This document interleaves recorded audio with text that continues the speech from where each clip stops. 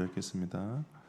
여룹바알이라 하는 기드온과 그를 따르는 모든 백성이 일찍 일어나 하롯셈 곁에 진을 쳤고 미디안의 진영은 그들의 북쪽이요 모레산 앞 골짜기에 있었더라. 여호와께서 기드온에게 이르시되 너를 따르는 백성이 너무 많은즉 내가 그들의 손에 미디안 사람을 넘겨주지 아니하리니 이는 이스라엘이 나를 거스러 스스로 자랑하기를 내 손이 나를 구원하였다 할까 함이니라. 이제 너는 백성의 귀에 외쳐 이르기를 누구든지 두려워 떠는 자는 길라산을 떠나 돌아가라 하라 하시니 이에 돌아간 백성이 2만 2천 명이요 남은 자가 1만 명이었더라. 여호와께서 또 기드온에게 이르시되 백성이 아직도 많으니 그들을 인도하여 물가로 내려가라. 거기서 내가 너를 위하여 그들을 시험하리라. 내가 누구를 가리켜 내게 이르기를 이 사람이 너와 함께 가리라 하며 그가 너와 함께 갈 것이요 내가 누구를 가리켜 내게 이르기를 이 사람 너와 함께 가지 말 것이니라 하면 그는 가지 말 것이니라 하신지라. 이에 백성을 인도하여 물가에 내려가매 여호와께서 기드온에게 이르시되 누구든지 개가 핥는 것 같이 혀로 물을 핥는 자들을 너는 따로 세우고 또 누구든지 무릎을 꿇고 마시는 자들도 그와 같이 하라 하시더니 손을 움켜 입에 대고 핥는 자의 수는 300명이요 그 외 백성은 다 무릎을 꿇고 물을 마신지라. 여호와께서 기드온에게 이르시되 내가 이 물을 핥아 먹은 300명으로 너희를 구원하며 미디안을 내 손에 넘겨주리니 남은 백성은 각각 자기의 처소로 돌아갈 것이니라 하시니 이에 백성이 양식과 나팔을 손에 든지라. 기드온이 이스라엘 백성 각각 그의 장막으로 돌려보내고 그 300명은 머물게 아니라 미디안 진영은 그 아래 골짜기 가운데 있었더라. 그 밤에 여호와께서 기드온에게 이르시되 일어나 진영으로 내려가라. 내가 그것을 네 손에 넘겨 주었느니라.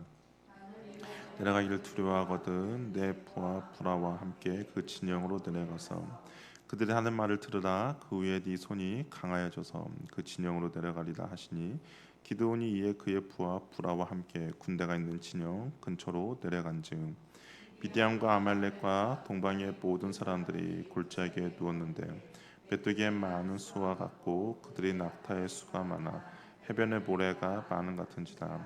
기드온이 그곳에 이른즉 어떤 사람이 그의 친구에게 꿈을 말하며 이르기를 보라 내가 한 꿈을 꾸었는데 꿈에 보리떡 한 덩어리가 미디안 진영으로 굴러 들어와 한 장막에 이르러 그것을 쳐서 무너뜨려 위쪽으로 엎으니 그 장막이 쓰러지더라.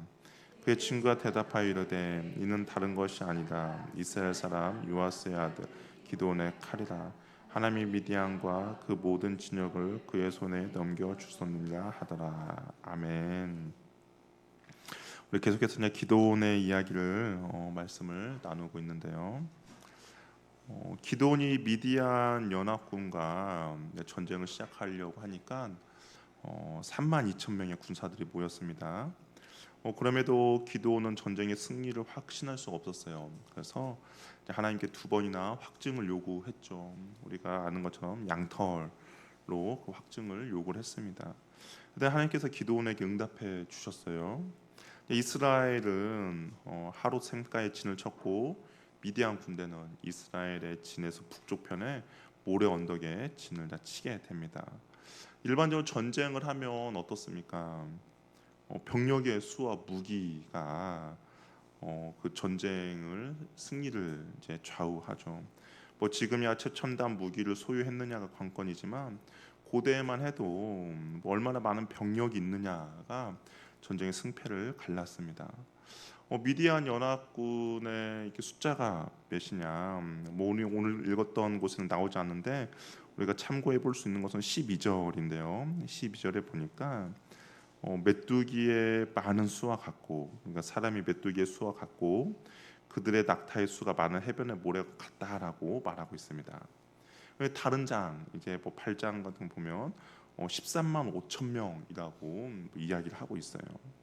이론적으로 이스라엘이 승리하기 위해서는 어떻게 해야 합니까? 3만 5천 명 대 13만 5천 명, 뭐 일당 4명씩 적군을 감당하면 뭐 승리합니다. 한 사람이서 4명을 죽인다면 뭐 이스라엘 승리가 할 수 있죠.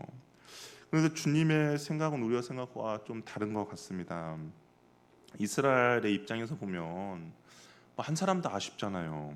뭐 일당 4명보다는 일당 3명이 좀 더 전쟁하기 쉽고 뭐 그런 상황이라서 한 사람도 아쉬운 판인데, 근데 하나님께서는 뭐라고 이야기나 전쟁하기에는 이 3만 5천 명 사람들이 너무 많다라는 겁니다. 3만 2천 명 사람들이 너무 많다라는 거예요.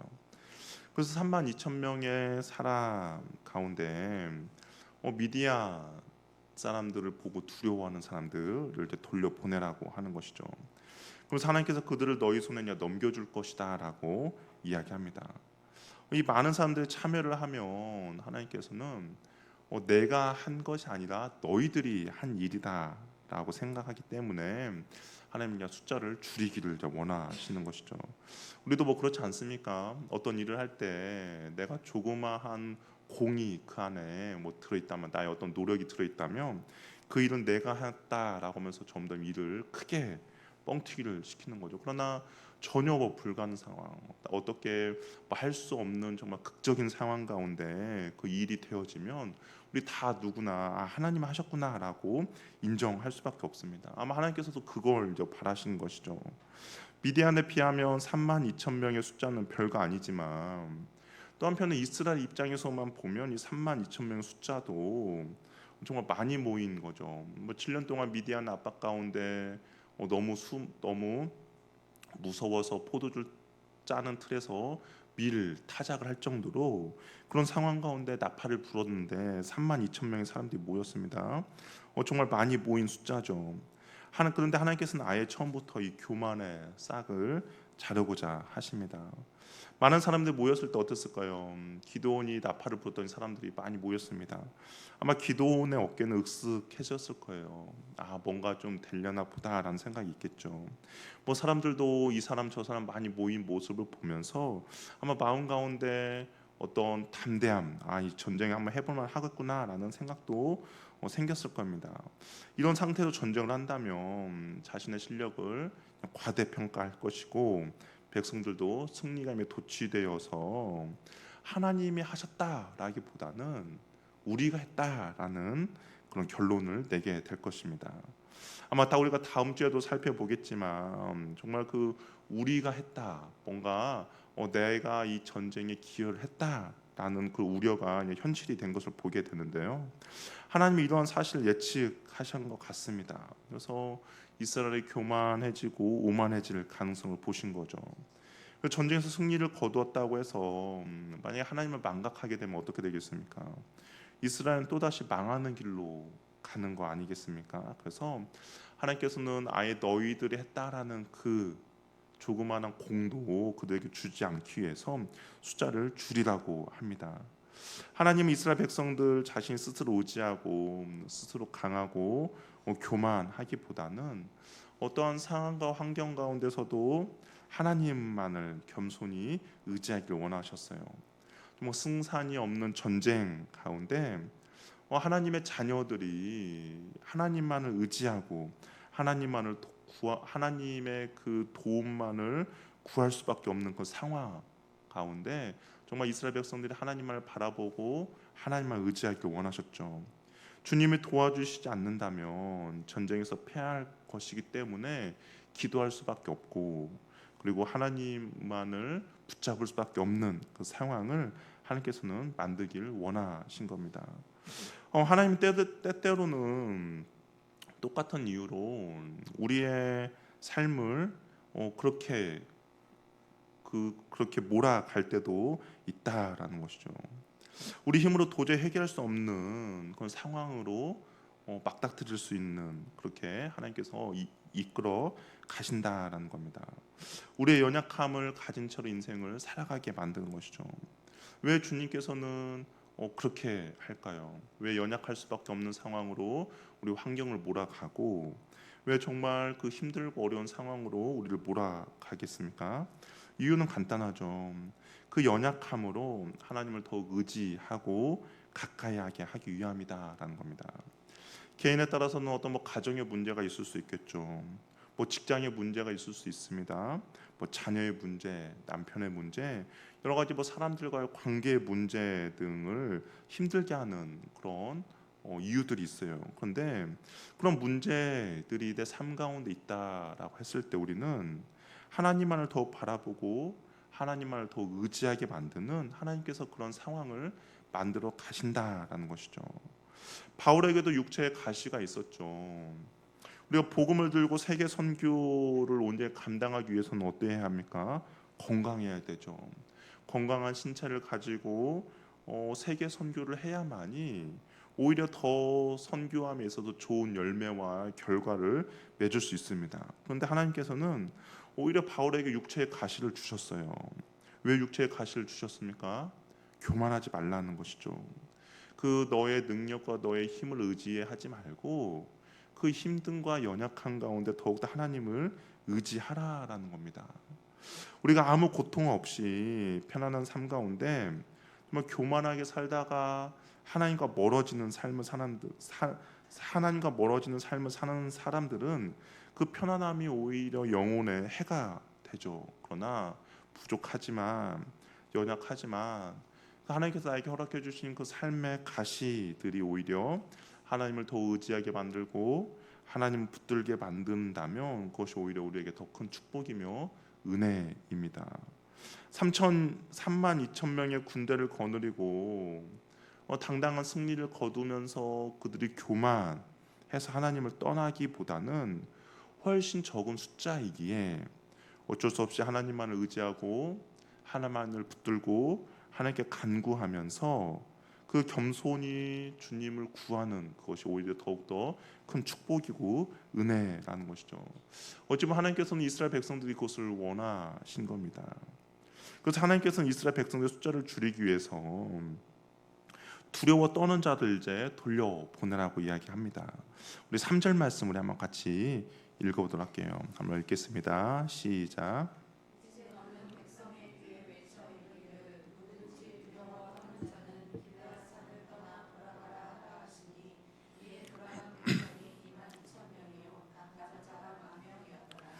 두려워 떠는 자는 돌아가라라고 이야기했습니다. 그랬더니 진짜로 돌아갔어요. 근데 적지 않은 숫자입니다. 3만 2천 명에서 1만 2천 명이 돌아갑니다. 우리 예전에 우리나라 군 입대를 할 때 몸무게가 뭐 적게 나가거나 아니면 뭐 키가 작거나 아니면 너무 많이 먹어서 식량을 이렇게 축내는 몸집이 너무 큰 사람이라든지 아니면 뭐 시력이 좋지 않아서 적군을 쏴야 하는데 막 아군을 쏘는 뭐 그런 사람도 있으면 뭐 군대 면제 대상이었습니다. 근데 외적인 것이냐 군대 면제 대상이었죠. 그런데 하나님은 외적인 조건이 아니라 내면의 두려움으로 떠는 자들을 그냥 돌아가라라고 이야기해요.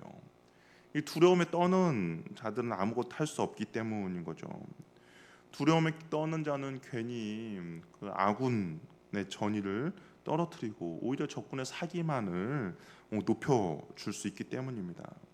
또한 이거 두려움이라는 것은 옆에 전염성이 있죠. 그러니까 나만 두려워하는 것이 아니라 이 두려워하는 나를 통하여서 내 옆에 있는 사람들까지도 두려운 마음을 심어 줍니다. 우리 뭐 성경을 보면 그런 이야기 자주 나오지 않습니까? 12 정탐꾼을 보내고 사람들이 10명의 정탐꾼의 보고를 받고 어떻게 했으면 두려워했죠. 정말 우리는 그들에 비하면 메뚜기와 같다라고 이야기했습니다. 처음에는 그 10명의 시작입니다. 그런데 어떻습니까?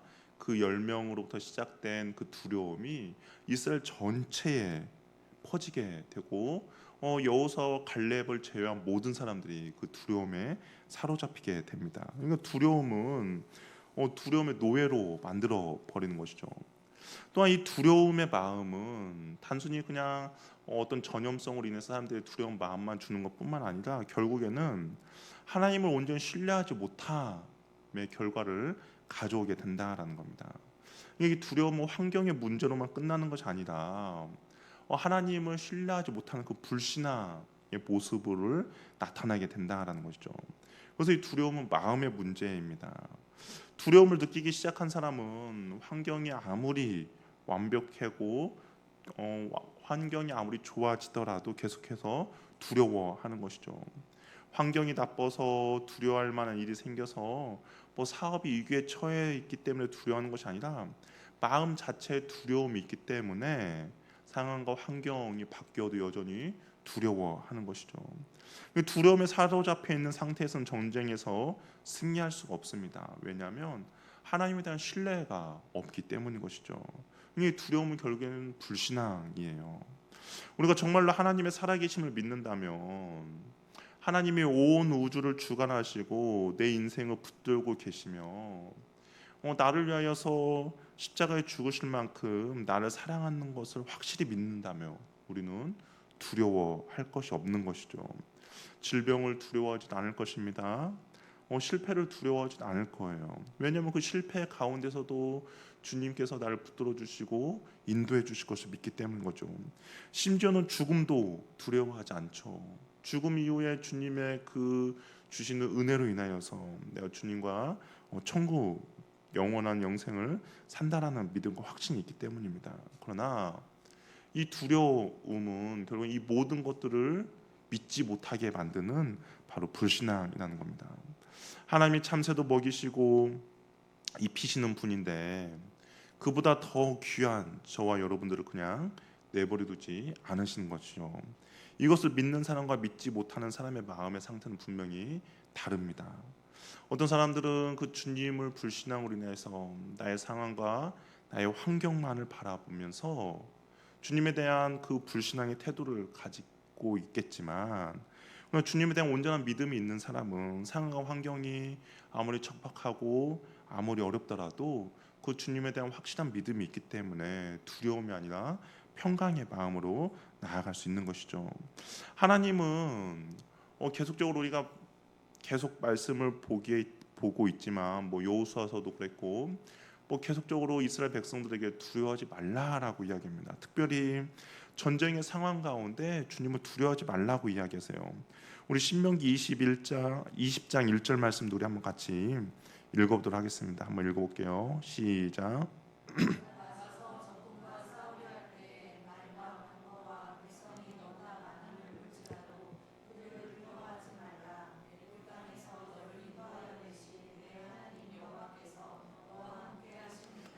하나님께서 계속 이스라엘 백성들에게 말씀하신 것은 바로 이 말씀입니다. 내가 너와 함께하겠다. 그러니까 아무리 적군의 그 많음 그리고 병거와 그 백성의 많음이 있더라도 너는 두려워하지 말라라는 것이죠. 왜냐하면 애굽에서 이끌어낸 여호와 하나님, 천지를 창조하신 여호와 하나님이 너와 함께하기 때문이다라는 겁니다. 우리는 나의 감정, 나의 상황, 나의 환경을 믿으면서 신앙생활을 하는 것이 아니라 우리는 하나님의 말씀을 믿고 신뢰하며 신앙생활을 하는 겁니다. 그 믿음을 가지고 오늘 하루도 살아가는 거예요. 때로는 건강의 육체의 연약함 때문에 아플 수도 있죠. 때로는 경제적인 상황 때문에 어려울 수도 있습니다. 때로는 사춘기에 자녀들, 말 듣지 않는 자녀들의 문제로 내가 근심 가운데 빠질 수도 있습니다. 그러나 이 모든 상황 가운데서도 우리가 두려워하지 않고 근심하지 않고 걱정하지 않을 이유는 하나님이 지켜주실 것을 믿기 때문인 것이죠. 하나님이 나의 필요를 채워주신다는 것을 내가 신뢰하기 때문에 이 상황과 환경과 여러 가지 것들이 어려움이 있더라도 내가 두려워하지 않고 걱정하지 않는다라는 겁니다. 왜냐하면 그 주님이 나와 함께 하시기 때문입니다. 결국 불신앙을 가진 사람들은 하나님께서 돌려보냈습니다. 그래서 32,000명 중에 22,000명이 이제 돌아가게 된 거죠. 결국에는 하나님을 온전히 신뢰하지 못하는 사람은 돌아가라고 한 것입니다. 이제 이스라엘 백성의 군대가 10,000명이 남았어요. 그런데 주님께서는 이 숫자가 아직도 많다라고 합니다. 우리 4절 말씀도 한번 읽어보도록 할게요. 한번 읽어볼게요. 시작.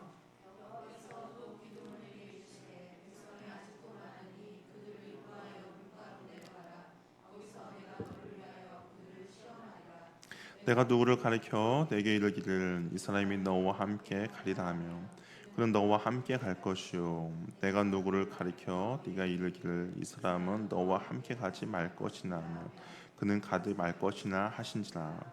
아직도 주님이 많다라는 거예요. 10,000명밖에 안 남았는데 그래서 남아있는 군사 이제 10,000명을 데리고 물가로 가서 물을 마시라고 합니다. 뭐 당연히 전쟁의 상황이다 보니까 뭐 긴장도 되니까, 그리고 또 뭐 더운 날씨지 않겠습니까? 이게 갈증이 나죠. 그래서 갈증이 나니까 그 군사들 데리고 이제 물을 먹으러 간 거예요. 어떻게 보면 휴식을 취했다라고 할 수도 있습니다. 근데 그 상황이 이제 두 갈래의 사람들이 나타나게 된다라는 겁니다.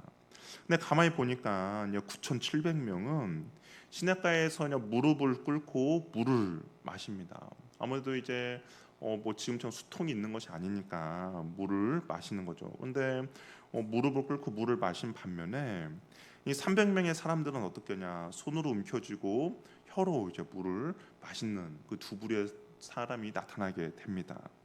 근데 하나님께서는 어떻게 하셨냐?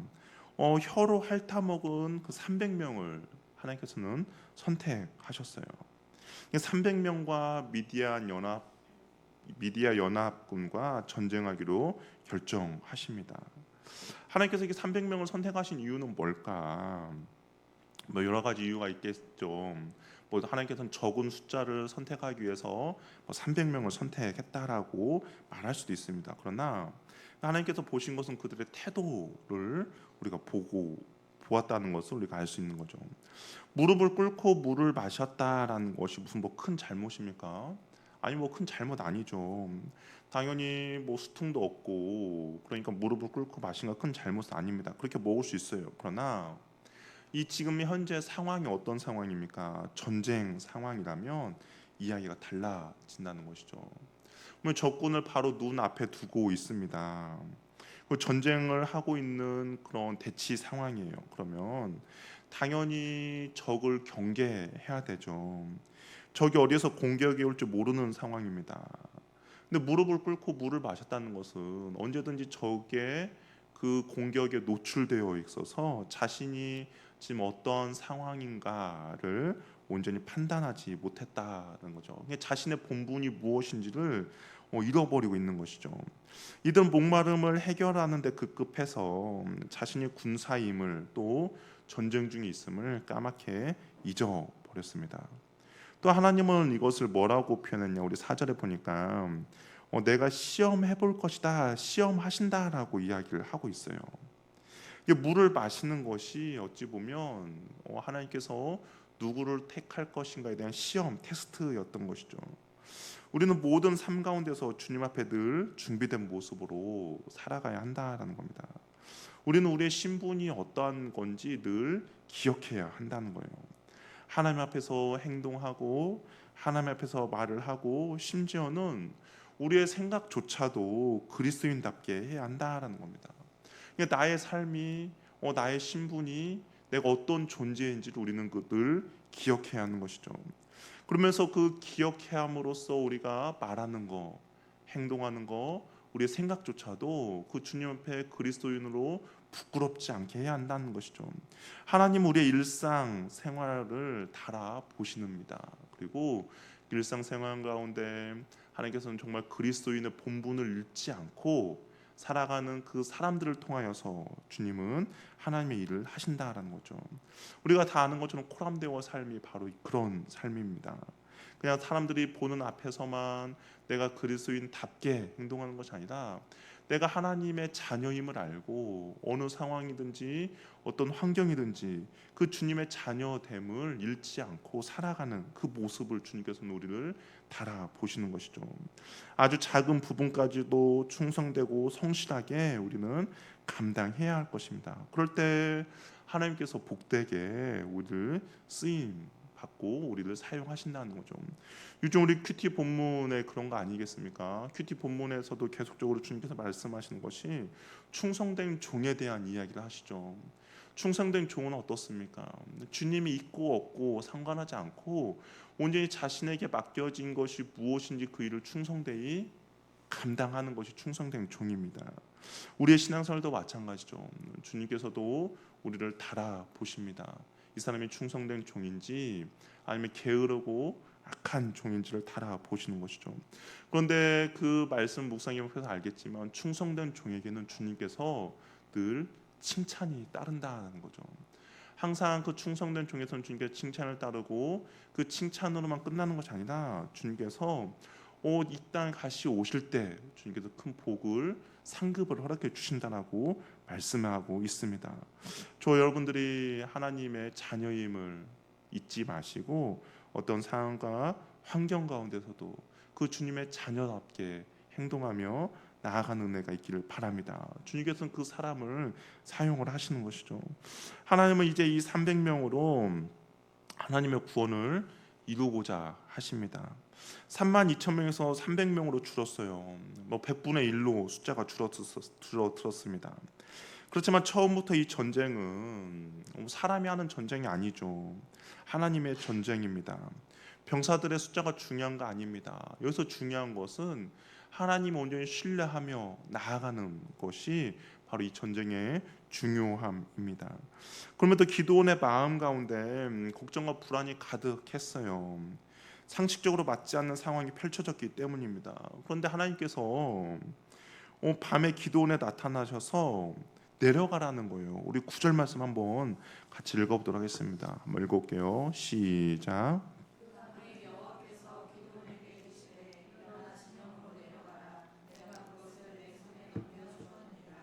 자발적으로 모여든 32,000명 중에서 많은 숫자를 집으로 보내고 이제 300명을 데리고 밤에 적 진영으로 내려가 공격하라라고 명령하십니다.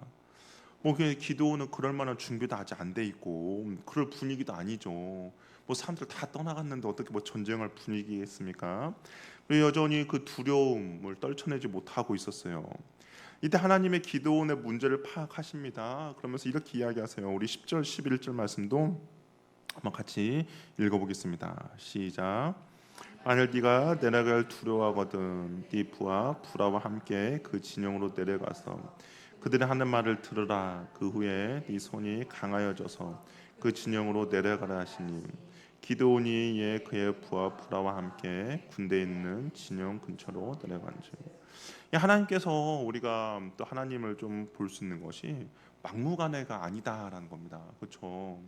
우리가 하나님에 대한 오해가 있는데 혹시 하나님 나에게 내가 막 싫어하는 일을 시키면 어떨까?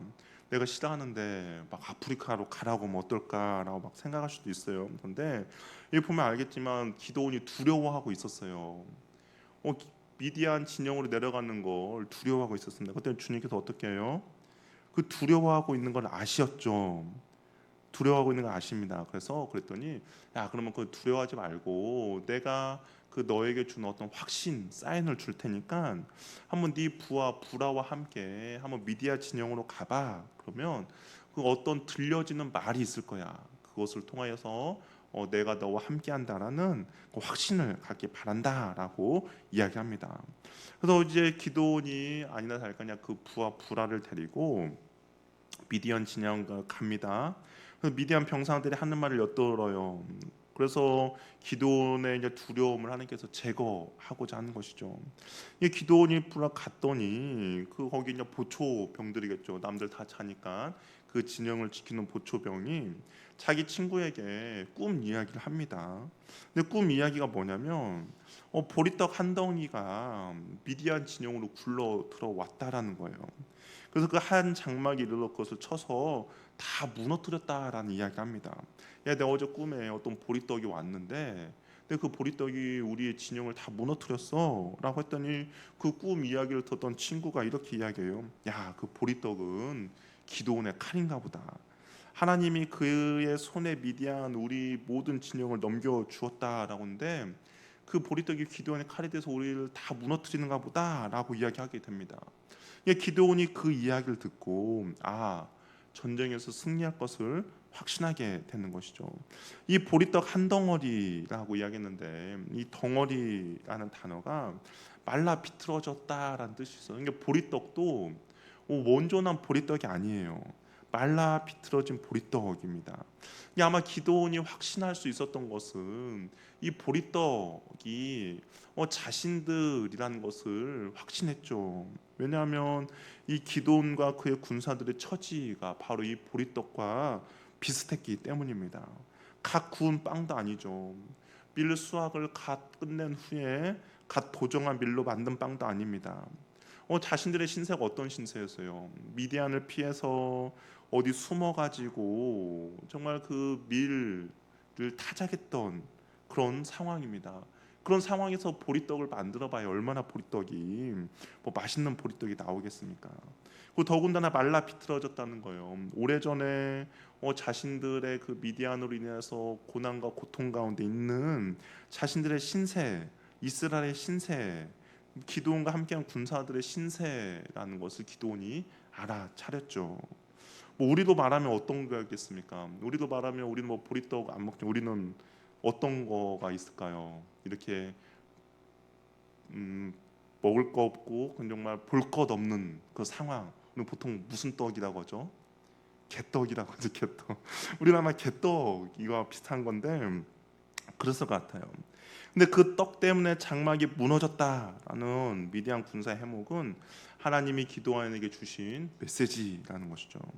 그래서 기드온은 이 모든 일이 하나님의 손에 달려 있음을 깨닫게 됩니다. 그래서 기드온은 확신을 갖게 돼요. 그 승리의 확신은 우리가 얼마나 잘났냐 아는 데 있지 않습니다. 우리가 얼마나 능력이 있느냐에 달려 있지 않아요. 무엇입니까? 우리의 하나님이 얼마나 위대한지를 깨닫는데 우리의 승리의 확신이 있다라는 겁니다. 300대 13만 5천 명 수적으로 보나 질적으로 보나 게임이 되지 않죠. 그러나 하나님께서는 그 말라 비틀어진 보리떡을 날카롭고 예리한 칼날이 되게 하셔서 모래알처럼 많은 미디안 군사들을 무찌르게 하십니다. 우리가 해야 될 것은 하나님을 전적으로 믿고 신뢰하며 순종하며 나갈 뿐입니다.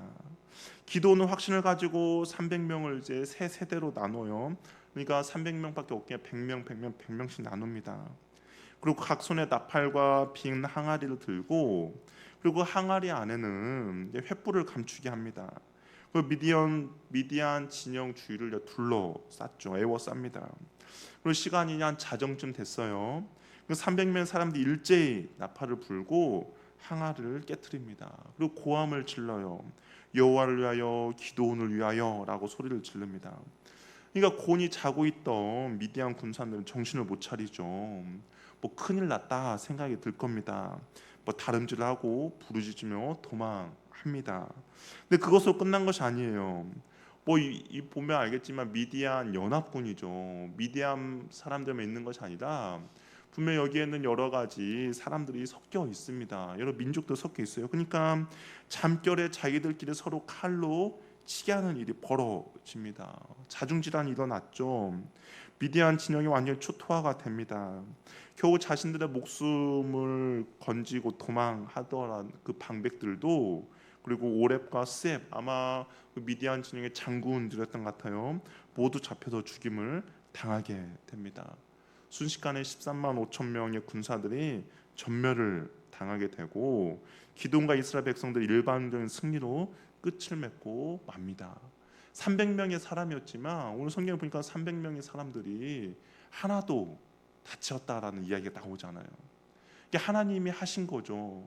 하나님이 하셨습니다. 이게 사람의 뭐 많음으로 승리한 것이 아니라 하나님 하셨기에 그 300명의 적은 숫자로도 승리케 주신 것이죠. 이 상황을 우리가 우리 삶의 영적 전쟁의 상황으로 우리가 살펴볼 수 있죠. 사단은 당연히 우리보다 지혜롭고 강함이 있습니다. 우리가 사단을 어떻게 이길 수 있겠습니까? 이 사단이 얼마나 지혜로우냐면 아담도 속일 정도로 지혜로움이 있는 것이죠. 그렇죠? 그런 지혜가 있는 사단입니다. 전술상 우리가 피할 수밖에 없어요. 그럼에도 우리가 승리할 수 있는 이유는 무엇입니까? 하나님이 우리와 함께하기 때문인 것이죠. 사단은 우리를 절망케 합니다. 낙심케 합니다. 우리에게 두려움을 줍니다. 할 수 없다라고 합니다. 그럼에도 불구하고 우리가 그 사단의 그 두려움과 상황과 환경 가운데 절망하지 않을 이유는 우리가 온전히 하나님을 신뢰하며 믿고 의지하기 때문인 것이죠. 그 주님이 우리에게 의심과 두려움을 떨쳐내 주시기 때문입니다. 그리고 나의 신분이 누구이며 나의 본분이 무엇인지를 우리는 반드시 기억해야 하는 것이죠. 어떤 상황 가운데 때로는 우리의 어떤 정욕과 우리 욕심 때문에 내가 나의 신분을 망각하고 그 유혹 가운데 빠져서 좀 허겁지겁 어떤 일들을 벌어질 수도 있습니다. 그러나 그런 유혹 가운데서도 내가 누구인지, 나의 본분이 무엇인지를 명확히 아는 사람은 그런 상황 가운데서도 우리가 그 그리스도임을 알고 하나님의 자녀임을 알고 우리가 그 유혹 가운데 빠지지 않는다라는 것이죠.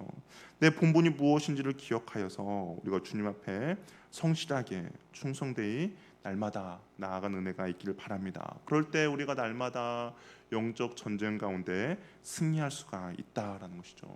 내가 잘나서 승리하는 것이 아니라 그런 태도와 믿음을 가진 자들을 주님께서 승리케 해 주신다라는 겁니다. 저 여러분들이 그러한 승리를 날마다 누리며 나아가길 바랍니다. 우리가 두려운 마음은 주님께서 주시는 마음이 아니고, 그리고 내가 주님 앞에 충성된 종임을 기억하여서 어떤 상황이든지 어떤 환경이든지 코람데오의 마음을 가지고 주님 앞에 날마다 바르게 믿음대로 반응하는 저 여러분 되기를 바랍니다. 우리 기도하겠습니다. 우리 함께 기도할 때 근심과 염려와 걱정과 두려움은 하나님이 주시는 마음이 아니죠. 사단이 주는 마음입니다.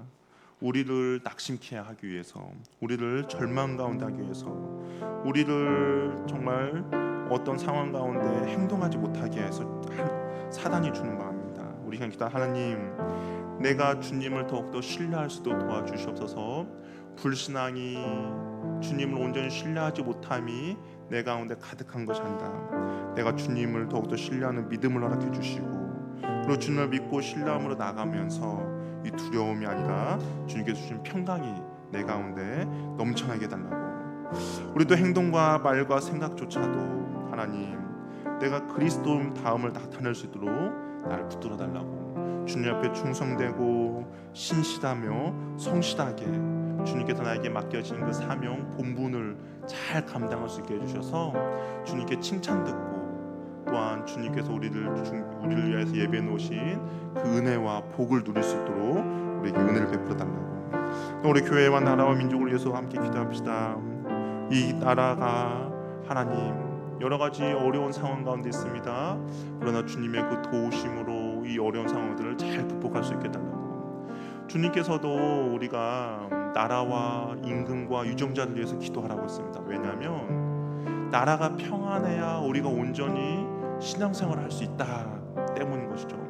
하나님, 나라 가운데 주께서 평강을 허락해 주시고 이 어려운 상황인데 교회가 깨어 기도할 수 있도록 도와주시고, 그리고 유정자들이 주 앞에 온전히 바로 행동할 수 있게 달라고. 우리 교회도 마찬가지죠.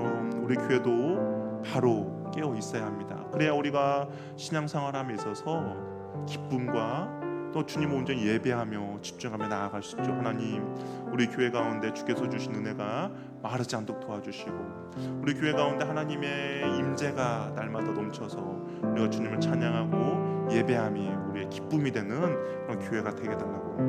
우리의 간절한 기도 제목들이 있습니다. 어떤 가정의 문제들, 어떤 또한 나의 간절한 상황과 환경의 문제들, 또한 건강의 문제들, 여러 가지 문제들이 있습니다. 하나님, 나를 긍휼히 여겨주시고 불쌍히 여겨주셔서 하나님의 도우심과 하나님의 은혜로 내가 다시 한번 일어서며 회복의 역사를 허락해달라고 우리 주여 한번 외치며 기도하며 나가겠습니다.